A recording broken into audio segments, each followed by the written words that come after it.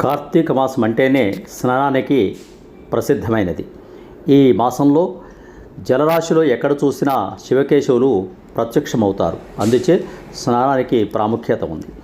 ఒక శాస్త్ర వచనం ఈ శ్లోకంలో ఇలా చెబుతుంది: యస్మిన్నాస్తే హృషికేశః తులాయాం గోష్ఠోదకే తటాకకోపకుల్యాసు నిత్యం సన్నిహితో హరి. ఔపాదమంతటి జలంలో కూడా ఈ మాసంలో హరి నివసిస్తాడు. సూర్యోదయానికి పూర్వమే స్నానం చేయాలి. ఆ వెంటనే దీపారాధన చేసి శివునికి, విష్ణువుకు, సుబ్రహ్మణ్య స్వామికి పూజ చేయాలి. ఈ నెలంతా చల్లని నీటి స్నానాలు, దీపదానాలు, జపము, ఉపవాసము, వనభోజనాలు, ఇతర దానాల వంటివి ఆచరించాలి. ఈ నెలలో విష్ణువును తులసితోనూ, శివుణ్ణి మారేడు దళాలతోనూ పూజించడం శ్రేష్టం. సబ్స్క్రైబ్ ఆచార్య శ్రీ సూక్తి ఛానల్. శుభం భూయాత్. సమస్త సన్మంగళాని భవంతు. స్వస్తి.